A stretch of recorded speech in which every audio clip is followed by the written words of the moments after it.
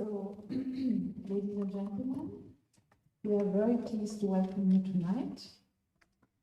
Sandra Jafrida and myself are organizing this series of events, 8 events in total, and this is the fifth in this world called Earth Talks.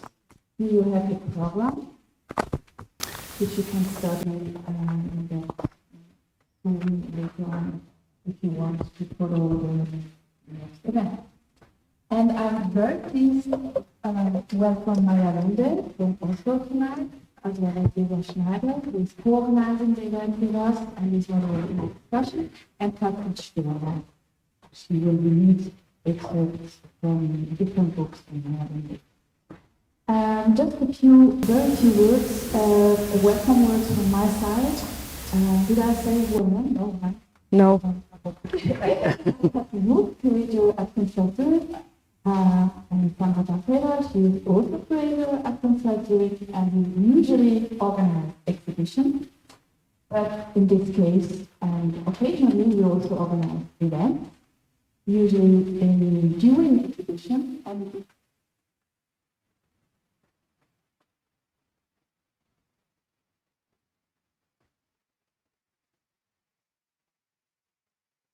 now, when this building will open officially, we are, so to say, kind of unofficially in summer, on the occasion of this invitation. A very exceptional moment. Also, we want to say it's maybe a little bit insider event, known insider event. When we started to plan this event series, it was really not the easiest to anticipate what will be, how the world will look like. It's always difficult to anticipate this, but with all this situation we are in now with the sanitary problems and so on, because we are very happy that finally all these events could take place, and also that we will be traveling. Because the exhibition and the event series are all turning around questions about nature, natural resources, climate change, environmental problems and solutions, it's particularly interesting and important to us to organize this transdisciplinary event and bringing together experts, experts from different disciplines and also techniques and knowledges to enhance expertise, to encourage exchange and also expert and knowledge production. And in this context, of course, it's also very essential to work together with colleagues from Zurich, such as the Literaturhaus with Gesa Schneider. I think most of the things I said. This event is live streamed on Instagram and Facebook, and will be in the replay of our exhibition website. If you want to share this moment, these very precious moments with others.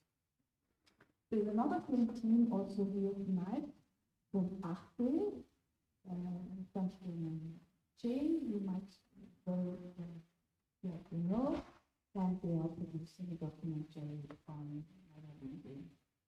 I would like to thank the Kunsthaus team for organizing with us this event series, and also Saskia Heinemann from in-house books, and Annette Orwell from Oslo Literary Agency.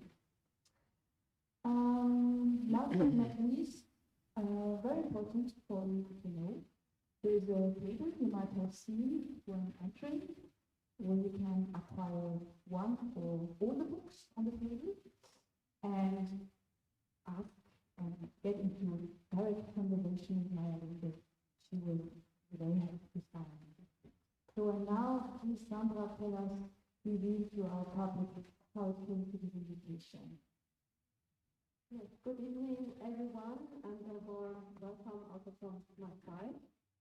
For Catherine and me, it was important to present this topic of nature, humans, and climate change at Kunsthaus Zürich, not only in the visual arts, but also in the field of other arts, such as music, film, and literary fiction. Maja Lunde is one of the best-known Norwegian writers of our time. We are therefore very honored to have her as our guest here in Zurich this evening. She studied communications and media at the University of Oslo and specialized in film and film history. After graduation with a master's degree, she worked in the cultural business for several years and started to write screenplays beside her work. In 2009, she left her job to write full-time. Maja Lunde has not only become a best-selling novelist, but also a successful screenwriter and author of books for children and young adults. In her first novel, The History of Bees, which was published in 2015, she caused a sensation worldwide.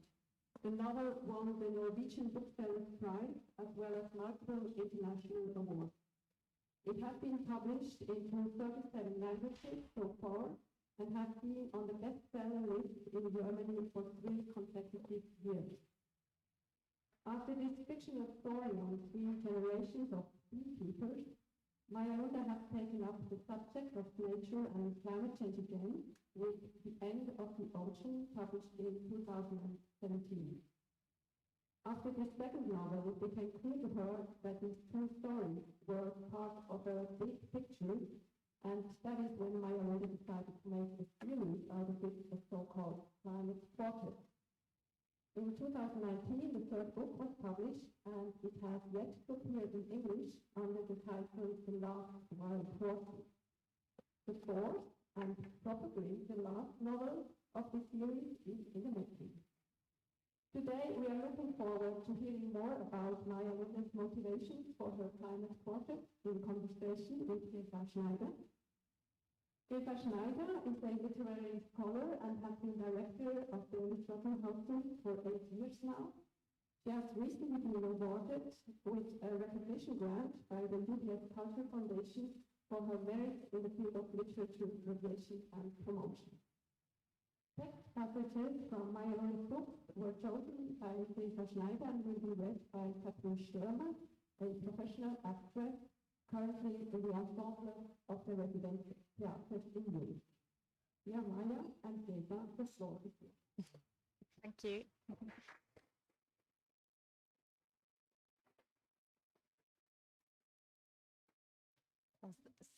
Thank you very much, Sandra and Katrin. And thank you, Kunsthaus. Yes, now it works. Okay. And a warm welcome from my side, Maja Lunde and Katrin Stürmer as well. I'm very happy to be here in this amazing place. I'm looking forward to seeing how it will be when it opens next month. And first of all, I would like to ask you, so you live in Oslo. You came this morning by plane. I was lucky and could get you at the airport, and we could already talk a little bit. How was your flight? Well, it's my first flight in a lot of months on this, and probably the only one this autumn. I try not to fly a lot for obvious reasons.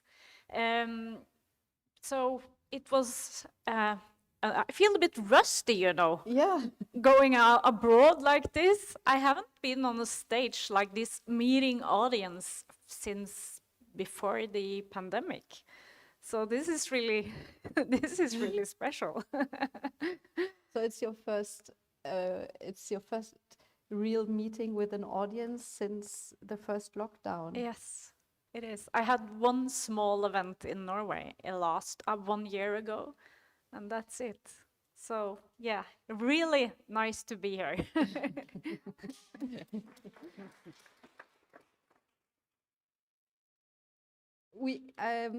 Before we start talking about your we focus on 2 books. You wrote a book you wrote a journal during the first lockdown, and it felt, when I read it, very similar the experiences in Norway to Switzerland because our lockdown started as well on the 16th of March, and here you started. How did you start with this project, and was it during writing it that you decided that you could publish it, or how was it for you? Well, the lockdown started in Norway on the 12th of March, and it was such a surreal situation to, from one day to the other, just sort of step into a dystopian story. It felt like that. It felt like the world just, you know, switched. Everything switched. Everything changed overnight. And for me, at that time, I actually I had started writing the fourth and final novel in the quartet about the quartet usually called the Klima-Quartett. I actually call it the quartet about nature and man.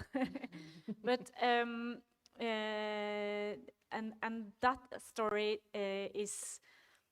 starts off with a virus. So I had been doing research on virus, on diseases for a couple of years, because I've known for ever since I actually decided there would be 4 novels. I knew the 4th book will take place in Spitsbergen, and then that the story would start with the disease. So it was really just frightening and sort of surreal that sitting there writing a novel about disease, about viruses, doing a lot of research on viruses, and then suddenly the pandemic hit. And it was impossible to write fiction because it felt like we were all in the middle of a fiction story. So that's why I started. I don't usually write diary. I usually, I'm fine with writing fiction, but suddenly I had the urge to write about what happened with us, with my family, which probably, as you said, experienced pretty much the same as a lot of other families all over the planet at the exact same moment in history. So but I didn't know in the beginning that it would be a book. I just wrote because I needed to write, and I needed to put the feelings I had on paper because it felt so extreme, and it was sort of, I don't know, therapy for me to write about what happened, and also because I really wanted to remember it. Yes. And looking at this book now, I wanted to remember these days, and to look at this now, I'm just, it's so much I have forgotten already. Yeah. So I'm glad. And it's I put it over down. the course of 16 19 days. 19 days. Yes, yes. Yeah, so it's really just the beginning, until end of March 2020. Yeah. So we decided that we would start with reading a small passage from this book, and Maja will start to read a page in Norwegian, so we hear also the original, and then Katrin will take over reading the same passage and a little bit more. Jeg stirrer på skjermen på alle notatene mine, alt jeg har tenkt skal skje i romanen jeg arbeider med. Arbeidet med. Jeg klarer ikke å fri meg fra følelsen av å ha trådt inn i en av mine egne bøker, men når jeg skriver har jeg all makt. Nå har jeg ingen. I romanene mine har jeg forsøkt å fortolke katastrofer. Jeg har gitt menneskenes historie begynnelse, midte og slutt. Men nå er den her virkelig fortellingen om oss. Det er lett å lese den som en tragedie. I årevis har vi valgt lufta fremfor bakken, flydd høyere, lengre, til vi ikke visste hvor vi skulle eller hvor vi kom fra, til hver enkelt tur ikke lenger hadde noen verdi. Vi har valgt oss selv igjen og igjen, vi har valgt vår egen tid i stedet for tiden som kommer etter oss. Vi har ikke gjort det av vond vilje, vi har bare valgt som vi har gjort fordi vi er mennesker på godt og vondt. Men nå brenner vingene våre opp, og flyplasser i hele verden fulle av parkerte metalldoninger som ruster langsomt og kanskje aldri vil lette igjen.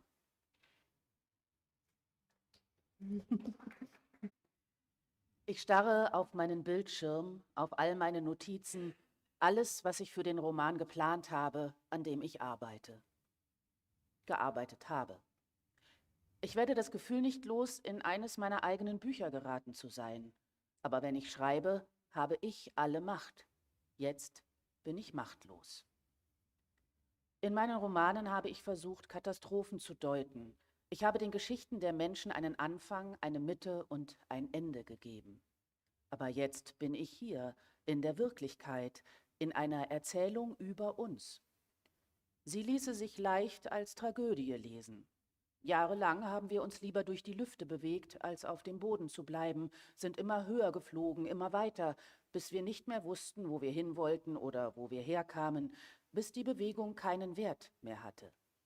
Wir haben uns für den eigenen Vorteil entschieden, wieder und wieder, für unsere eigene Zeit und nicht für das, was nach uns kommt. Wir haben es nicht aus bösem Willen getan, wir haben diese Entscheidungen einfach nur getroffen, weil wir Menschen sind, im Guten wie im Schlechten. Und jetzt brennen unsere Flügel und überall auf der Welt stehen die großen Metallvögel auf den Flughäfen herum, rosten vor sich hin und werden vielleicht nie wieder starten. Ich erinnere mich an eine Seinfeld-Folge, in der George testen wollte, was ihm seine neue Freundin alles durchgehen lassen würde. Erst testete er, ob sie es akzeptieren würde, wenn sie Sex hatten und er dabei Baseball schaute. Dann testete er, ob sie es akzeptierte, wenn sie Sex hatten und er dabei Baseball schaute und ein Pastrami-Sandwich aß. Das wurde ihr dann doch zu viel und sie machte Schluss. Ich wollte zu hoch hinaus, auf Flügeln aus Pastrami, klagte George daraufhin Jerry gegenüber. I flew too high on wings of pastrami. Diesen Satz zitieren mein Mann und ich seither oft, wenn wir uns zu viel wünschen, meistens als Hinweis. Du, jetzt hast du Pastrami-Flügel. Der Unterschied zwischen dieser tragischen Geschichte und einer fiktiven Erzählung: Es gibt keine Hauptfigur. Es gibt auch kein richtiges Ende, denn das Virus wird die Welt verändern, und zwar dauerhaft. Ich werde vom Jüngsten unterbrochen, der mit einem iPad in der Hand hereinkommt. Mama, du musst dich hier einloggen, damit ich die App benutzen kann. Zum Englisch lernen. Frag Papa, sage ich. Der macht gerade Essen und hat gesagt, ich soll dich fragen. Ich stehe auf und rufe die Treppe hinunter. Ich habe nur 3 Arbeitsstunden am Tag. Kann ich nicht wenigstens in diesen 3 Stunden meine Ruhe haben? Vielen Dank.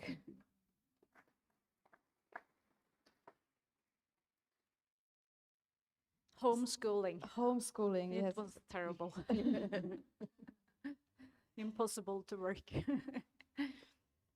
So this passage actually resumes quite well what we all felt in this time and changes between the higher philosophical questions and the very human condition of being together, of living together, of handling these closeness suddenly together. And this also plays a part in your books all the time, how families hold together or not in catastrophes. Before we start talking about the history of water, in English it's translated something with the story of the ocean? No, the end of the ocean. Sorry, the end of the ocean. In German it's die Geschichte des Wassers. In Norwegian it's blå. Ah, right. Which blau in German is drunk also, isn't it? So Yes. it's not the proper title in German. I guess that's why they changed it. Probably. Sorry. No.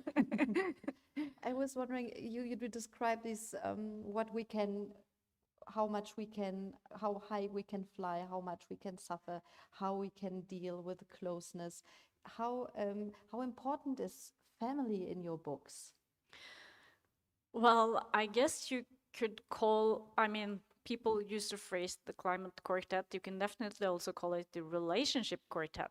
And all my books are about relationship, and especially the one between parents and children. and the storylines are always about relationships between people.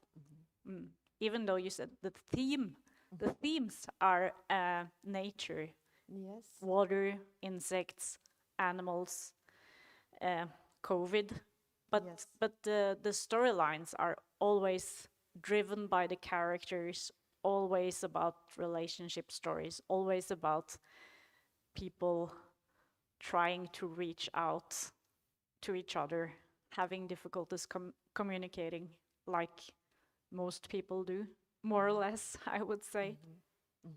Trying to be secure, finding love.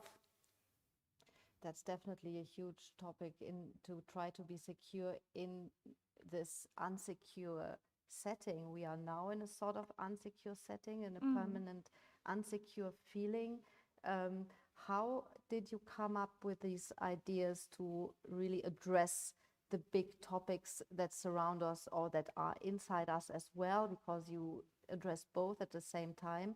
But how did you come up with saying, because it's not climate fiction, it's novels where Earth plays and our role in it plays a big part. Where did it start, this interest for these topics? Well, I guess it started from me.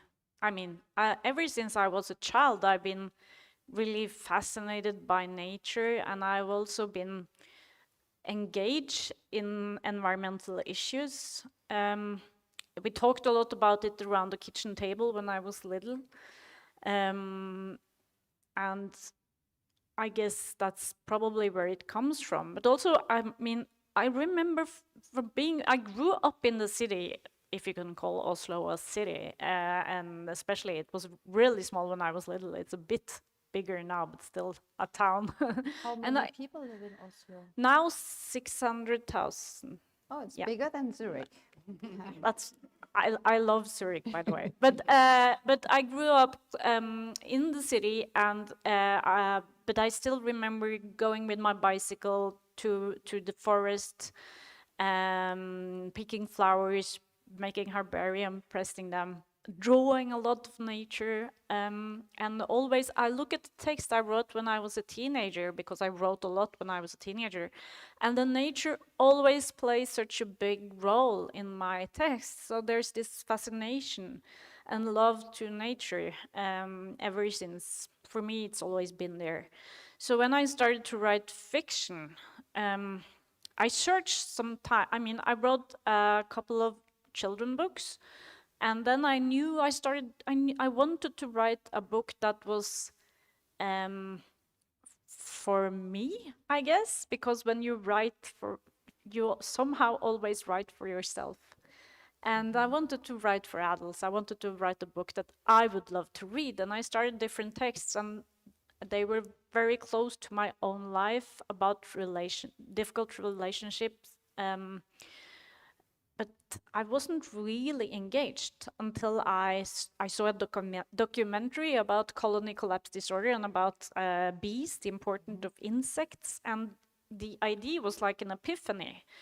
I knew from the very first day that I wanted to have these three storylines with the past, the present, and the future, and that I wanted to talk about bees, you know, and the importance of insects on this large scale, and I wanted to be global, to be in different parts of the world, because this is a global theme. And also I knew actually from the very first day which characters I wanted to write about, because it's always the characters that sort of drives the story. Without them you don't have any story. And the family stories, the relationship stories, the parents and children storylines, they were also there.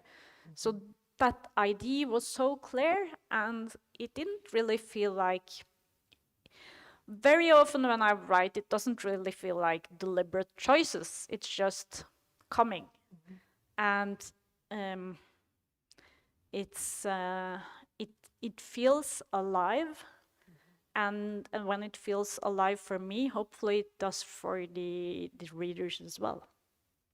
That makes me think of two things. You were often quoted, or it was often said about your 3 books that they have dystopian aspects. Would you agree with that? And secondly, I have the impression, because we have talked about family, because there are conflicts, but at the same time, I have the impression that it's, in the end, it's the family or the love between these different peoples, and family also in a broader sense, that could save the world in a way. Yes, well, I never use labels on my books. I don't use the label dystopian or climate fiction or political or feminist or any kind. I just call my books novels, and then it's up to the reader to decide what they want the novel to be. And that's, I mean, the magic with literature is that it's really up to the reader to find their story in the text. But there, I mean, when you look at the definition of dystopian, you would definitely see that there are dystopian parts in my book, even though even though 2/3 of them are actually from the present and the past. So that But you did a lot of research. Yes. And I was thinking, let's talk a bit about the end of the ocean. You did a lot of research, and I was thinking perhaps the world you describe in 2041 is perhaps not so, it's not so improbable that it could happen, right? No. I don't know, according to your research. Well, when I wrote this book, it was published in Norway in 2017, so that's 1 year before the terrible dry summer of 2018.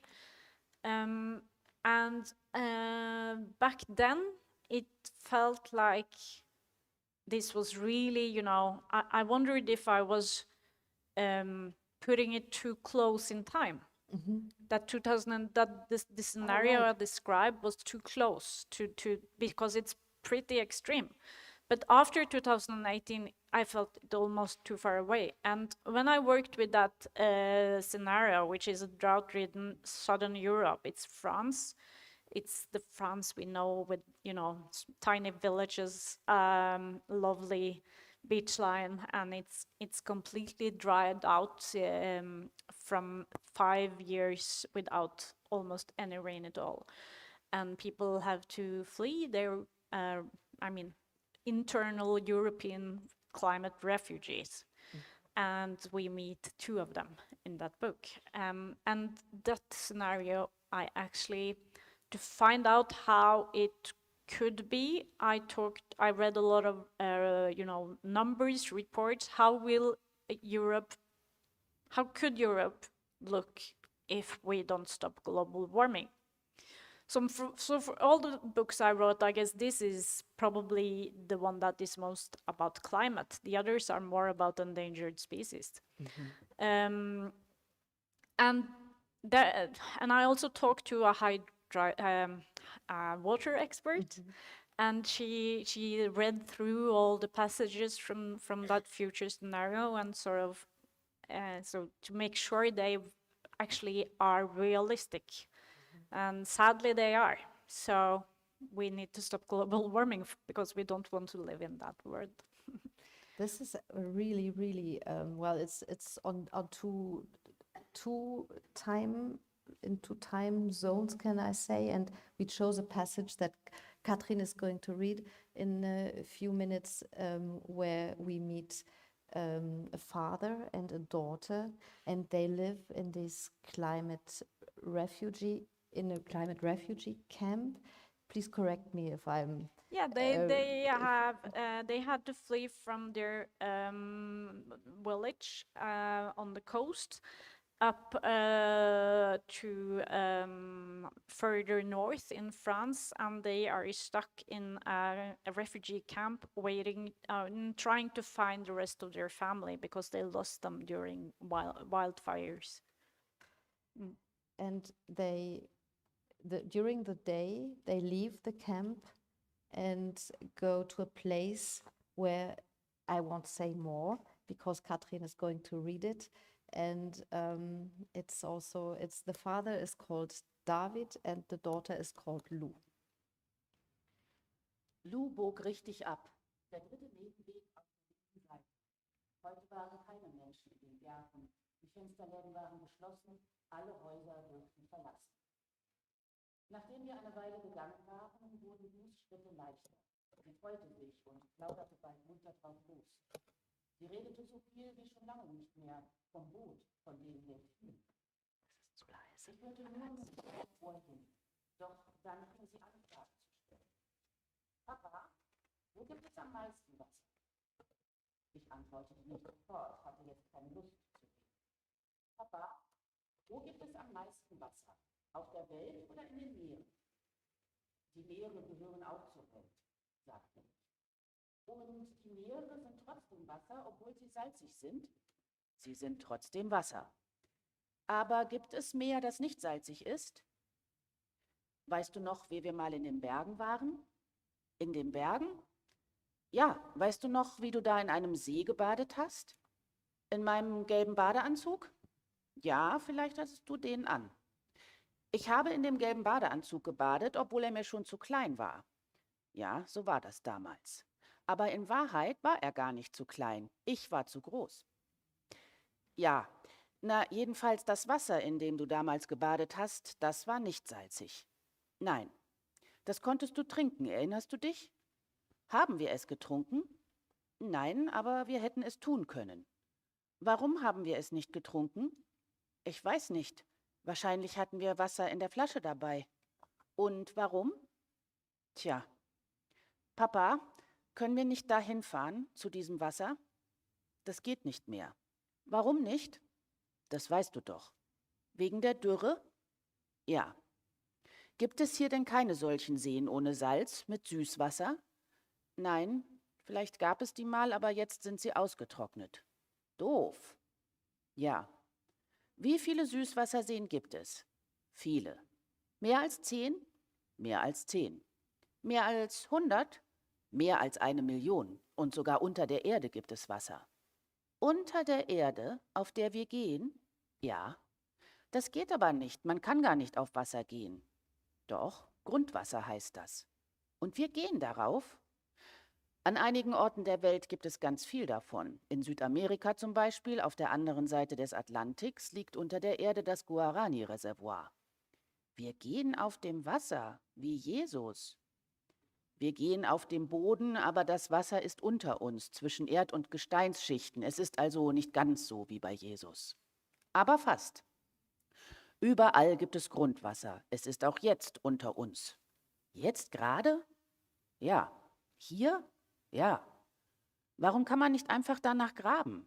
Es ist zu tief und wie gesagt ist das Wasser mit Erde und Steinen vermischt.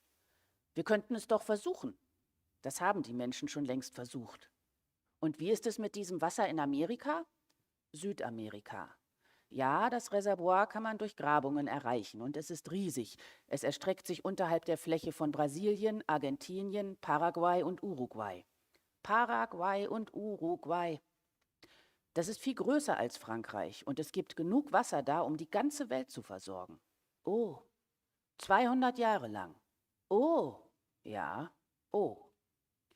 Wem gehört es? Ich weiß nicht, irgendjemandem gehört wohl der Boden darüber. Aber irgendjemandem gehört es? Ich glaube schon. Wie kann jemand überhaupt Wasser besitzen? Wir waren da. Sie ließ meine Hand los, rannte davon und verschwand im Schatten der Bäume. Juhu, sagten ihre Schultern und ihre Zöpfe flatterten gegen ihr T-Shirt. Wir durchquerten den Garten und passierten den Wassertank. Ich hätte gern versucht, ihn zu öffnen. Vielleicht gab es im Haus einen Schlüssel. Lou war aber schon in Richtung des Boots verschwunden und ich folgte ihr. Wir sind nur da, um die Planen wieder draufzulegen, sagte ich, und die Taue festzumachen. Denk daran, das Boot gehört nicht uns. Doch Lou antwortete nicht. Und als wir erst in der Pflicht saßen, war klar, dass wir das Boot so bald nicht wieder einpacken würden. Denn im Schatten unter den Bäumen war es kühl. Gleichzeitig kam der Wind hier oben an und Lou war sofort wieder zurück im Spiel. Sie rief, kreischte und schimpfte, sie alberte herum und gestikulierte, sie lachte und weinte, sie hisste Segel, kämpfte gegen Piraten und hatte ein eigenes Delfinjunges. Es schwamm unserem Schiff hinterher und hieß Nelly. Ich hatte keine Ahnung, wo dieser Name auf einmal herkam. Ich war der Statist, der dumme Matrose. Ich tat, was sie mir sagte, war ein Teil ihres irgendwie. Und dann hast du irgendwie das und das gesagt und deshalb habe ich irgendwie das und das gemacht, aber dann bist du irgendwie plötzlich zur Seite gesprungen und dann war irgendwie Nacht und du hattest irgendwie Angst. In ihrem Spiel gab es kein Feuer. Obwohl wir Gefahren ausgesetzt waren, wurde es nie richtig unheimlich und überall war Wasser die ganze Zeit. Ich befolgte ihre Befehle, ich atmete auf. Am Ende war es Lou, die als erste keine Lust mehr hatte. Ich habe Durst. Wir hatten eine Halbliterflasche mit Wasser dabei, das wir uns am Morgen abgefüllt hatten, als die Rationen verteilt worden waren, doch sie war längst leer. Ich schmeckte den Staub der trockenen Erde auf meiner Zunge. Wir müssen zurück, sagte ich. Nein, sagte Lou. Sie war schmutzig, ihre Haut war von einer dünnen Schicht Staub überzogen, der Schweiß hatte Streifen in ihr Gesicht gezeichnet. Ein Zopf hatte sich aufgelöst, die Haare waren verknotet. Nicht nur zum Trinken hätten wir Wasser gebraucht. So wie du aussiehst, müssen wir uns wohl gleich nochmal in die Schlange stellen und die Formulare ausfüllen, sagte ich. Müssen wir uns anstellen? Kommen wir nicht wieder rein? Ich mache nur Spaß, Lou. Kommen wir nicht wieder ins Lager? Doch, beruhig dich wieder. Sie aber war plötzlich von Kopf bis Fuß angespannt. Ihr kleiner Körper war in Alarmbereitschaft und ich bereute meinen dummen Scherz. Na gut, sagte ich, wir können auch länger hier bleiben, wenn wir Wasser finden. Wo denn? Ich deutete mit dem Kopf zu dem Wassertank im Garten. Da. Ich probierte alle Schlüssel aus, die wir im Haus fanden, einen nach dem anderen. Keiner passt, sagte ich. Warum nicht? Fragte Lou. Dann müssen wir wieder zurück, sagte ich. Können wir das denn nicht anders aufmachen? Ich nickte langsam und spürte den Durst. Dachte an das Wasser dort drinnen, klares, schwarzes, kaltes Wasser. Wieder und wieder schlug ich gegen das Hängeschloss, erst mit einem Stein, dann mit einem verrosteten Spaten, den ich im Schuppen fand. Doch das Schloss war viel zu stabil.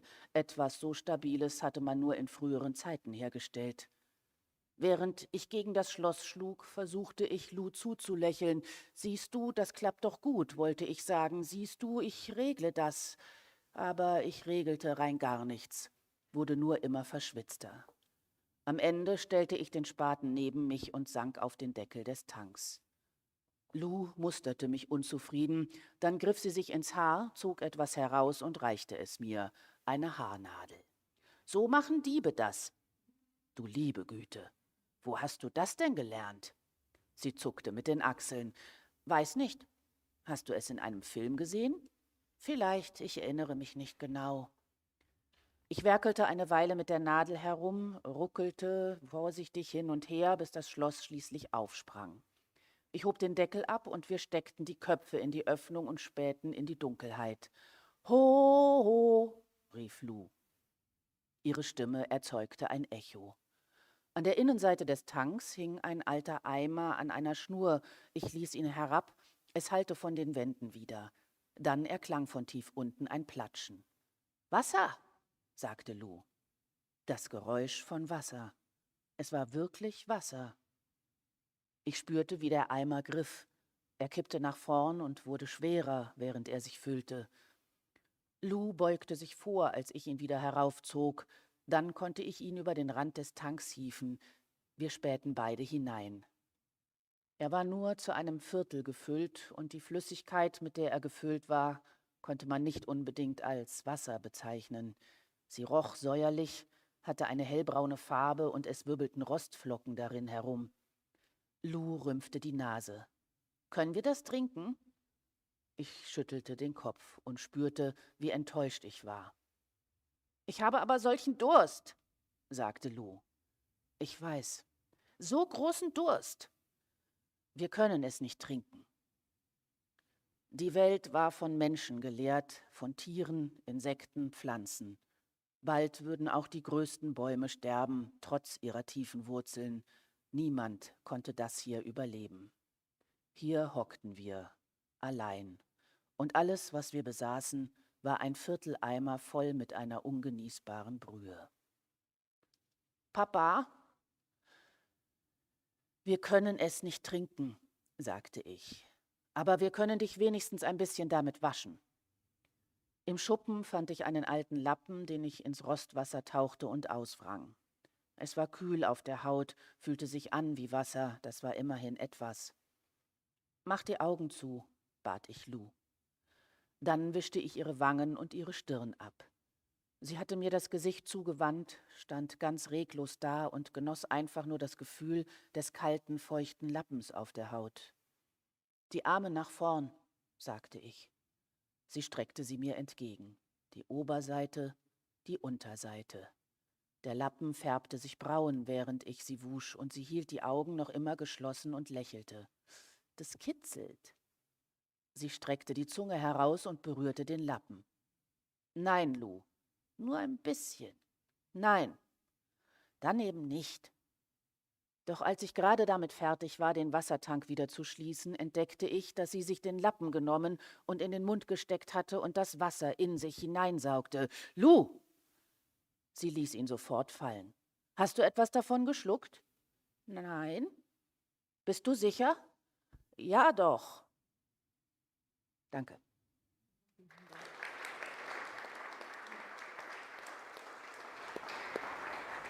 So we will not, you have to read the book if you haven't read it yet to know how the story continues.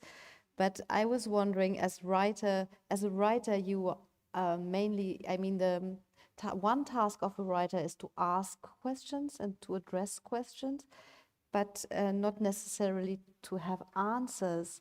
And I was still wondering, what would you say, because you were asked the question, can we own water, or can one own water? And that's a huge problem in our society.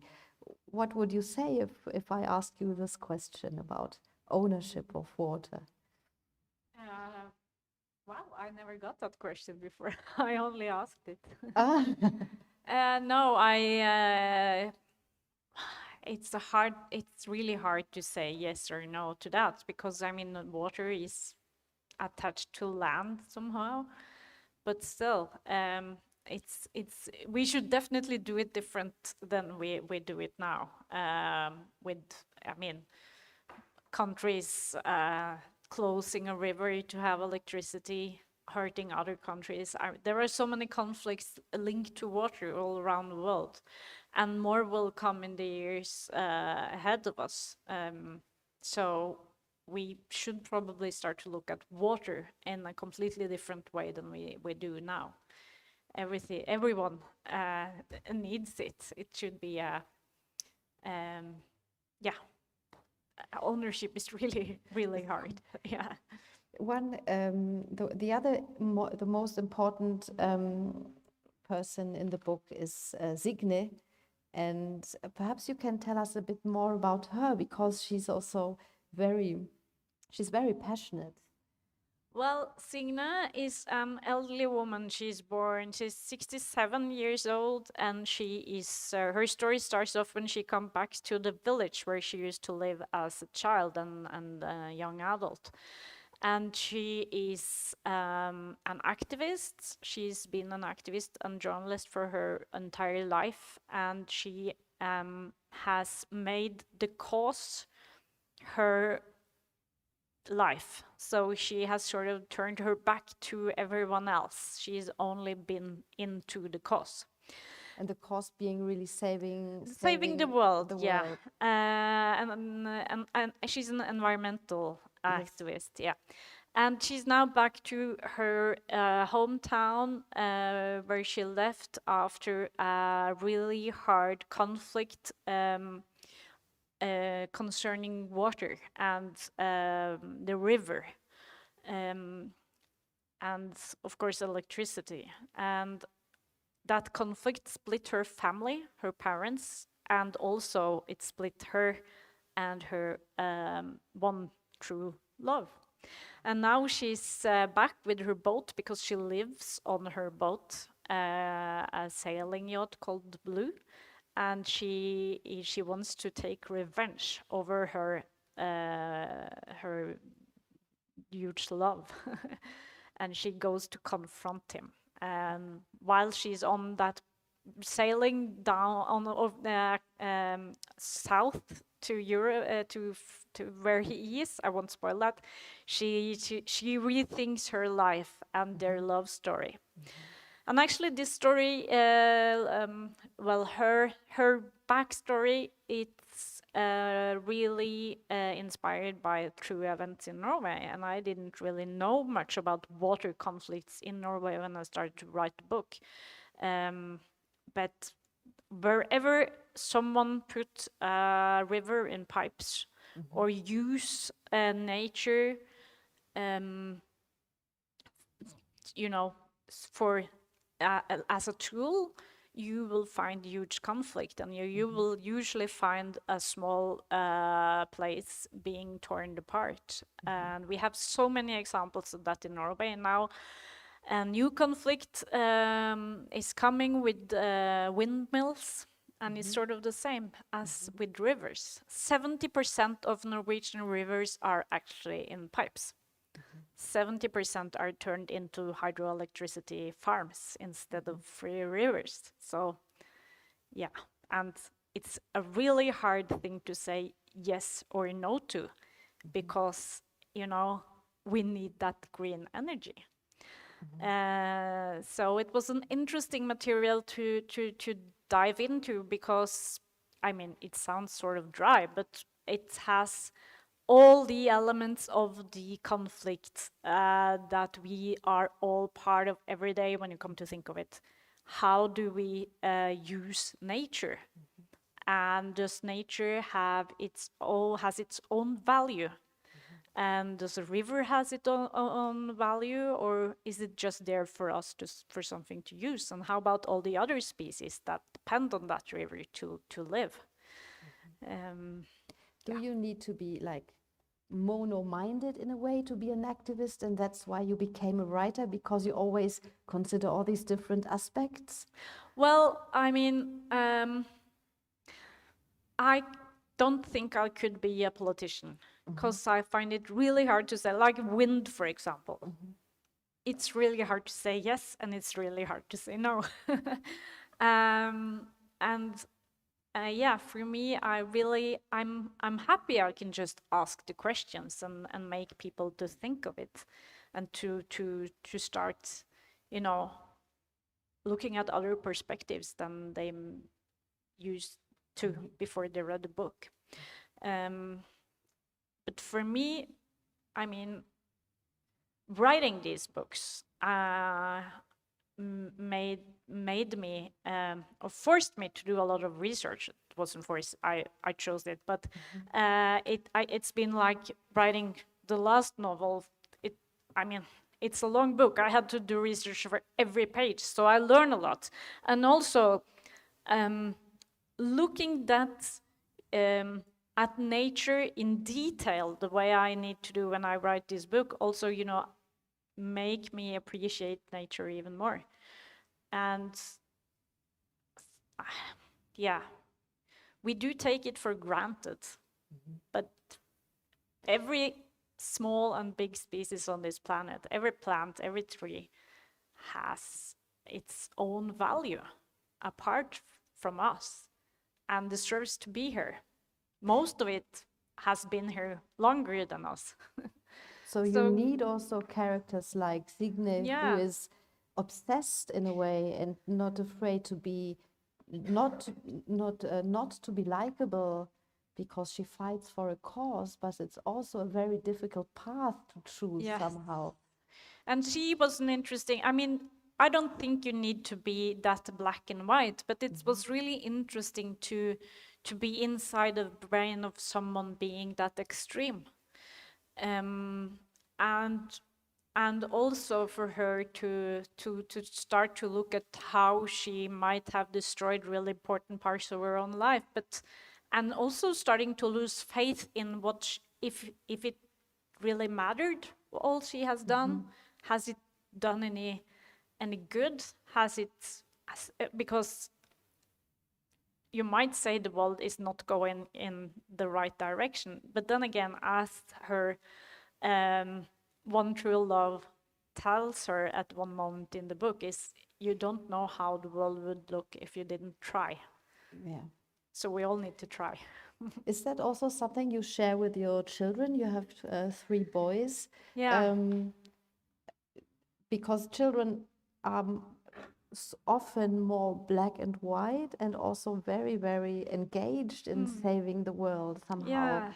How do they react to these questions? Well, they are very angry, and I think a lot of kids their generation are, because, I mean, we are not doing nearly enough. And my generation, my parents' generation, we are all part of the problem. We are the reason why we have, I mean, if we stopped global warming 30 years ago, we could have had, I mean, they almost did it actually, but you know, money talks. But if we stopped 30 years ago, we wouldn't have the situation, and we all know that. And we are all part of the problem. So my sons are angry, and they can be really, you know, provoked by people that they believe are not part of the solution. Politicians, for example, find them extremely stupid. And I think we need that. We need the children that see things black and white and tell us they are angry. We need Greta Thunberg and all of her, all the Greta Thunbergs of this world, all the ones that are in every home. And when we need to talk with this, with our children about this. But that said, I think it's really important also to tell the children that we can be all part of the solution. And that's, I have when I tell my children what to do or what to become or what to study, I don't really have any goals for them. I just tell them to try to be part of the solution, not part of the problem. And that's probably what we all should do. And don't we have, I'm thinking, because I think Switzerland and Norway share some things in common. We are not part of the EU. We are both rich countries. Don't we have more responsibility perhaps than other countries? I can't talk for your country, but Norway, definitely. It's almost, I mean, I'm a bit ashamed actually, because we are the 7th largest exporting country of pollution in the world. We are extremely rich from 50 years of oil and gas production. And if one country should be the green leader and show the rest of the world how to do this, how to stop digging up more oil, how to be green completely, it should be Norway. Because we know the world. Whenever a big change is taking place, we need examples. And I think Norway should be that example. I think we should have really a vision of what to do and what to become. And also to show the world that you might live even better lives even though you can't fly to New York every second weekend, or even though you can't buy, I mean, you are happy with a bit less stuff in your life. And that is also something we need to show the world. But well, sadly, we are not yet that green example that I wish for Norway to be. You told me before, it's just because it fits well in this discussion, how to lead by example and how to live with a little less, that you started to buy only 5 clothing items a year? Yeah. Okay. Well, I had years with no shopping at all, which is really not a problem because I, like most women my age, have a full closet. So, but now I think I have a rule. I can buy 5 items a year. This year, actually, I only bought 1 item. So maybe it's less. But then 5 feels like, you know, I'm allowed to shop a little bit. But more and more, I actually I've started to sort of have the inner alarm bell go off in shops. So I actually just look at clothes, put them back, and go out. And do I really need it? How much water is used to make these jeans? No, I don't need it. And then, but it has taken me some years to get there, to get that alarm, you know, and just no, don't need it. It's my, as we talked about, it's the same. I think it's the same that happens in your brain as when you were out hunting or trying to find blueberries, or when you're in, you know, 10,000 years ago. So we need to talk to our brains that you don't really need this. We have enough now. But for the human animal, it's been really important to sort of grab stuff. Whenever you find that field of blueberries, you eat all you can. But now we need to actually restrain ourselves and hold our instincts. But you're very kind to the human animal in your book at the same time. I mean, of course, it's never moralizing. It's never judgmental. I think that's also part of the success of the books, that you wouldn't, even these characters that actually try to change the world, you show them in all their complexity and ambivalence. They're never like easy to condemn or to judge or to put in a case, which leads me to perhaps which leads me to the next book, because time is running. There you focused on, again, I think it's again 3 timelines, and you focused on horses, from water to horses. Why horses? Well, it's actually a book about endangered animals, and the horses are an example. And it's also very much a book about us as an endangered animal, because we might be if we don't take better care of this planet. And the horses interested me so much because I actually first saw... You're a horse person? No, not at all. I find horses quite scary. But these horses, the Przewalski horse, I first saw them in France, in Furore, in the mountains, in 2015, before the History of Bees was even published. And I was extremely fascinated, and I got their story. I heard their story from the guide in the park where the horses were. And these horses were thought to be lost forever. The true wild horses, the one we see on cave paintings. The horse that all other horses come from. And they were thought to be extinct. And then in the 1880s, they were found again in Mongolia, and people started to hunt them down and took them to Europe, to zoos, and they almost killed all of them.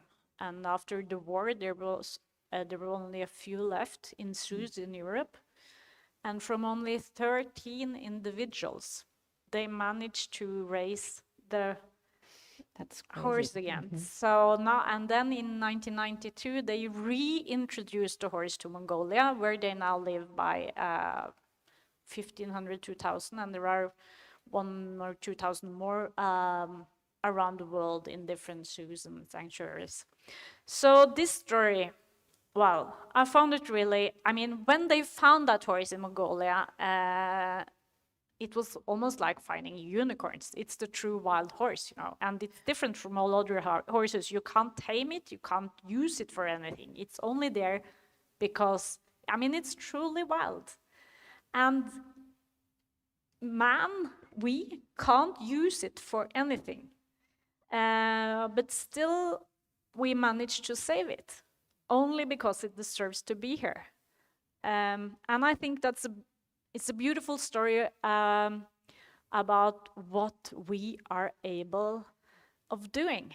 No other species on this planet decides to save another species just because it deserves to be there. And that's what we are able to do. So that's why I think in this rather, well, this was a hard book to write.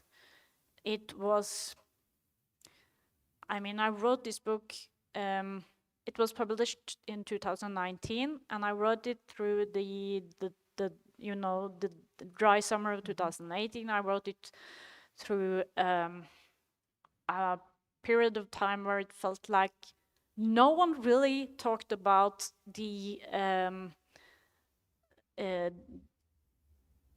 how bad it is going. Now it feels like the opinion is changing really fast. Things have happened the last couple of years.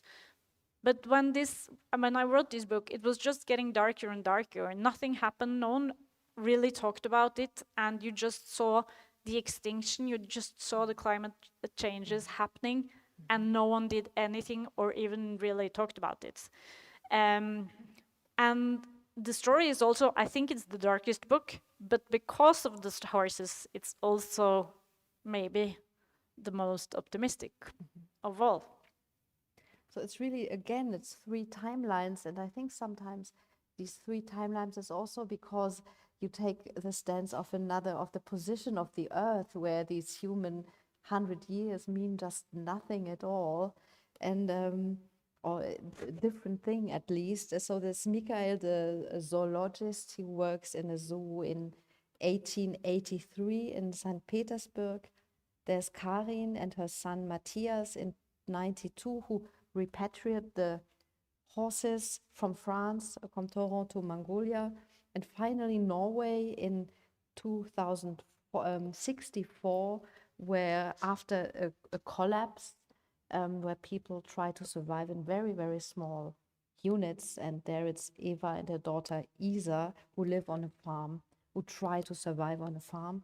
And we chose a passage from Karin and her son, who her son asks her, why horses? And they are in Mongolia and try to to get the horses back in their natural habitat. You might say that the relationship between the mother and the son, it's not the best. Yes. She has not been the perfect mother. Not at all. Not at all. No. No.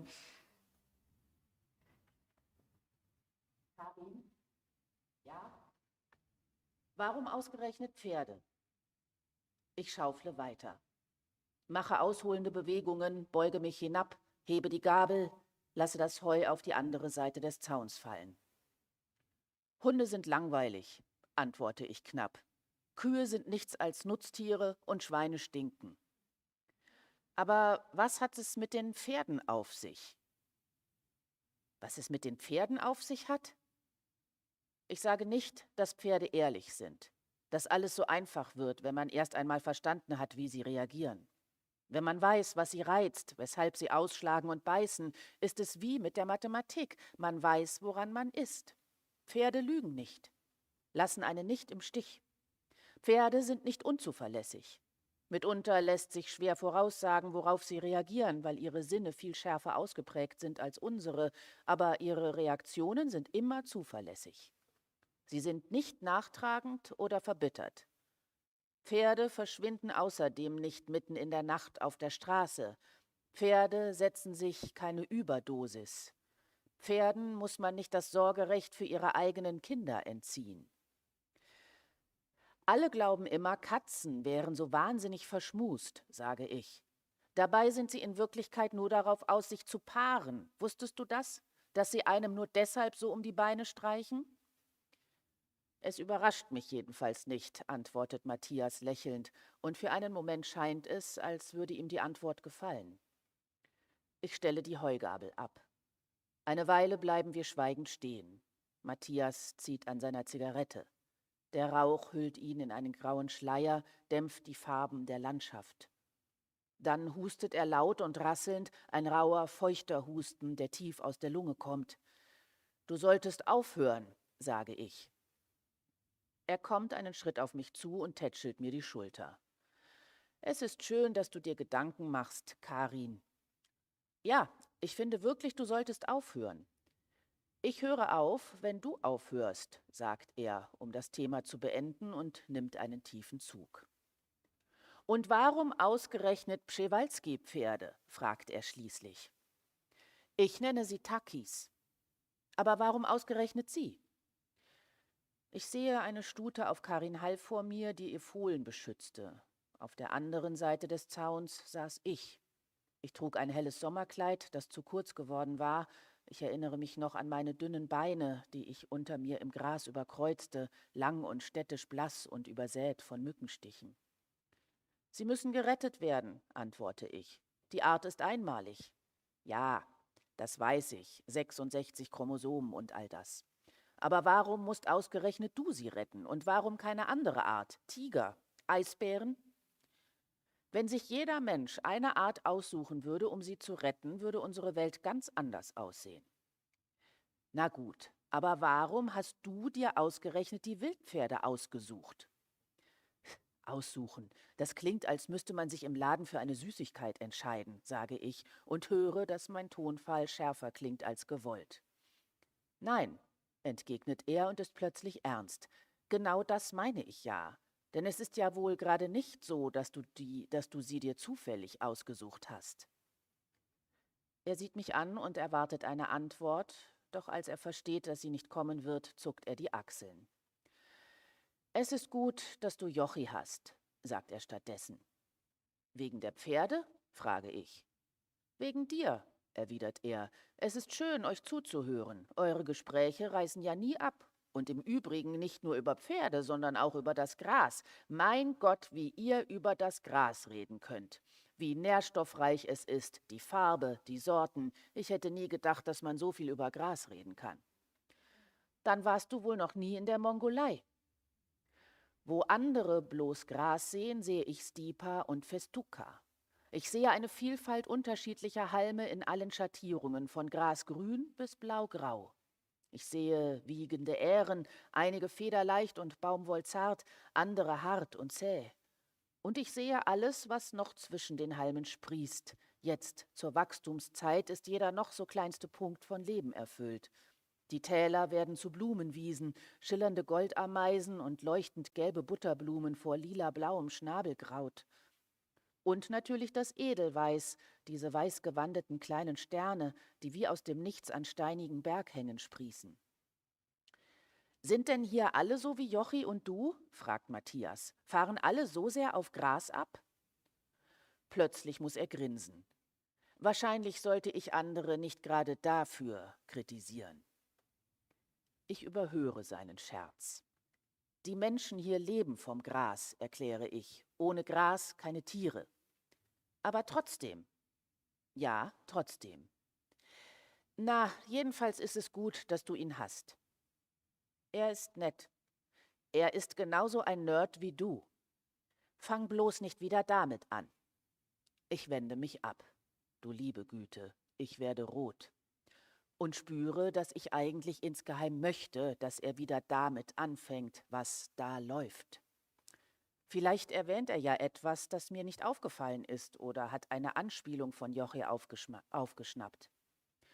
Jochi und ich haben so viele Besprechungen und Telefonate geführt, haben uns so viele Briefe geschrieben und unsere Kommunikation hatte immer denselben Tonfall. Neutral, klar, ohne Abweichungen. Hätte man ihr eine Farbe geben müssen, sie einem Lackmustest unterzogen, wäre sie papierfarben gewesen. Mittlerweile hat sie aber eine andere Färbung angenommen. Ich weiß nicht welche, weder rot, sauer, noch blau, basisch. Im Grunde ist es auch egal. Ich weiß nur, dass es eine kräftige Farbe ist.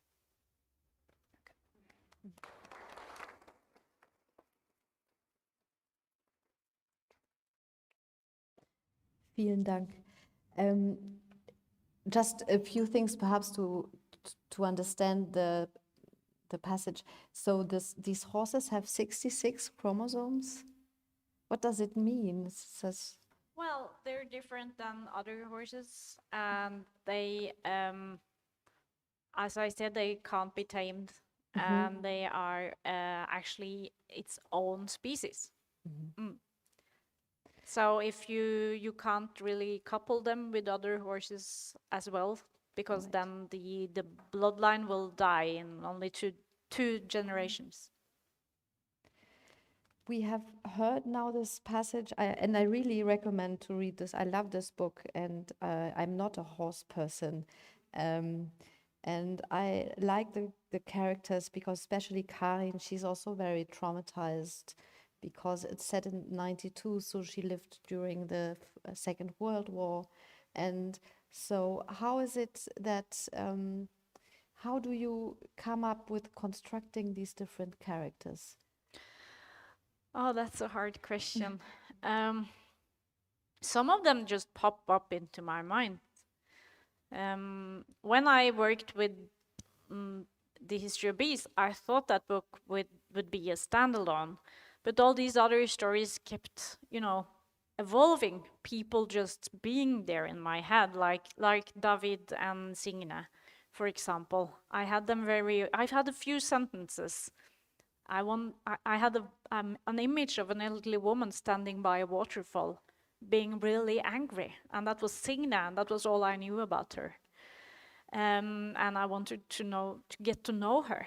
But with Przewalski's horse, or The Last of Its Kind, actually that book started with when seeing the horses, and I don't know how these characters came. It's sometimes they're just there as an image, as someone I have a lot of questions about, and I start to investigate. Why is he there? Why is he feeling the way he does? What happened to him? Or sometimes I just start to write to give them language, and through the language I get to know them, through the voice, because they all have very different voices. In this book, after we meet, in the middle Karin and her son Matthias, and in the future, in 2064, we meet the last horses in a way. That's the thing that holds it together. And we are in Norway, and it rains all the time. It's like a really, really horrible vision of the future, as well as the same as this terrible dryness we have in the history of water.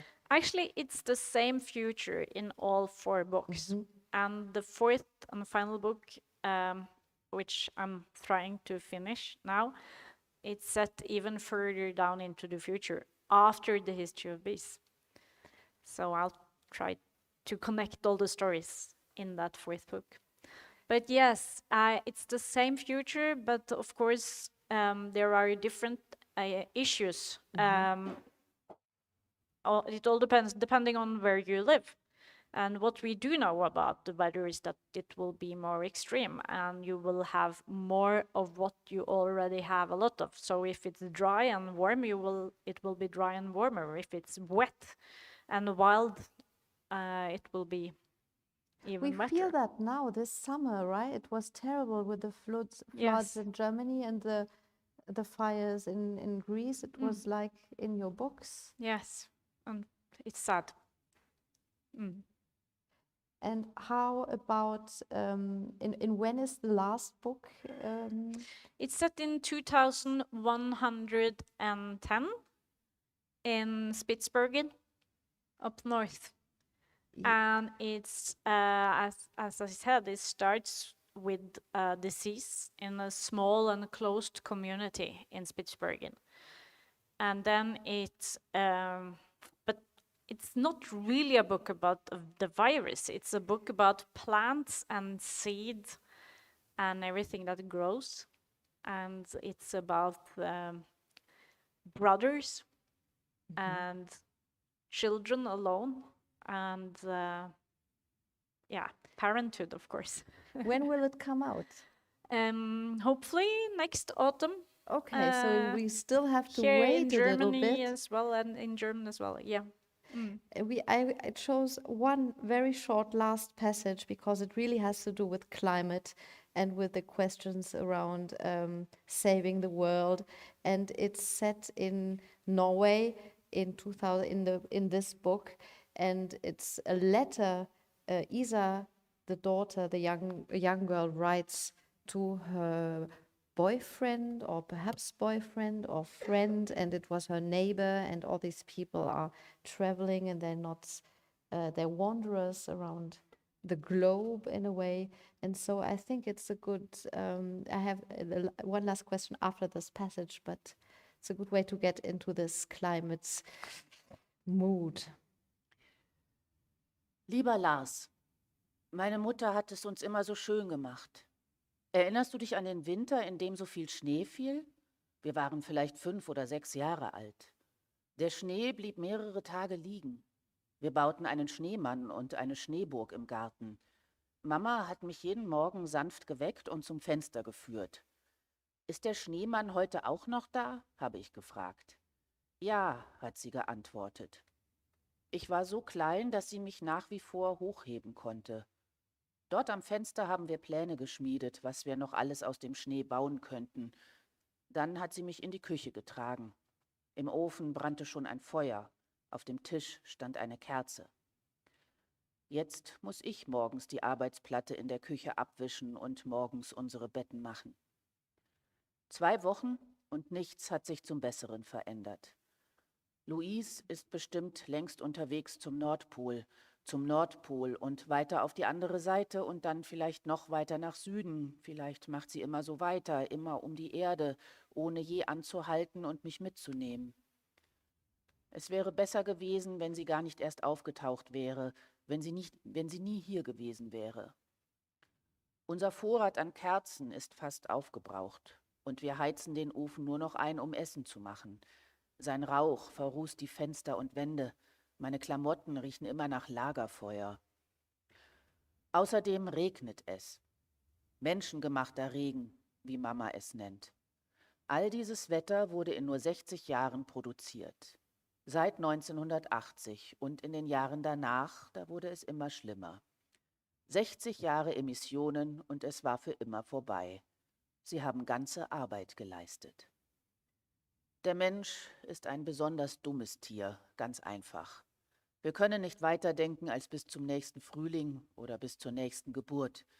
Deshalb geht alles den Bach runter. Das ist der Lauf der Natur, dass früher oder später alles den Bach runtergeht. Und vielleicht war es auch vorher schon so, hier oder an anderen Orten, auf anderen Planeten, die unserem gleichen. Vielleicht ist es nicht das erste Mal, dass die Menschen alles in den Sand setzen, für sich und eine ganze Menge anderer Arten. Vielleicht ist es das 2., 3. oder 10. Mal. Immer wenn wir ein gewisses Niveau erreicht haben, machen wir es irgendwie ein bisschen zu gut. Wir bauen zu viel und zerstören dabei zu viel. Und so endet alles. Oder nicht alles, aber wir. Alles endet und beginnt. Wir fangen bei Null an, wieder und wieder. Wir sind Affen, bauen Werkzeuge, wohnen in Höhlen, lernen Feuer zu machen, erfinden das Rad neu, die Autos, die Computer und schließlich die Raumschiffe, die unser eigenes Sonnensystem niemals verlassen werden, bevor wir uns noch einmal den Garaus gemacht haben. Vielleicht ist dies das eigentliche Naturgesetz, dass unsere Art jedes Mal, wenn sie auftaucht, ob hier oder auf anderen Planeten, dazu verdammt ist, vor die Hunde zu gehen. Dass eine Art ganz einfach nicht zu klug werden kann. Ich weiß nicht, ob der Gedanke erschreckend oder cool ist.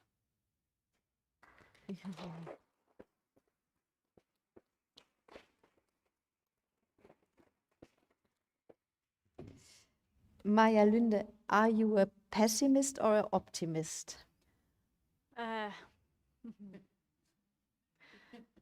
Well, every second day, I'm both. Unfortunately, we have already made huge changes to this planet. We have already killed a lot of other species. And we have started the global warming that we don't know how will continue if we are already past tipping points that can make severe changes even if we stop global warming. But at least we have to try, because we are, the most powerful animal on this planet, and in big power lies huge responsibility. And we have to make up for our mistakes. And also, I think, we are also wonderful. We can talk about nature. We can talk about change. We can save other species. We can write about it. We are also the only species on this planet who's able to put into words the beauty of this planet. That's probably also why we need books about this. So yeah, but as I said, and as I say to my kids, we all try to be part of the solution, not the problem. Maja Lunde, thank you very much for this conversation. Thank Lovely you. to have you here.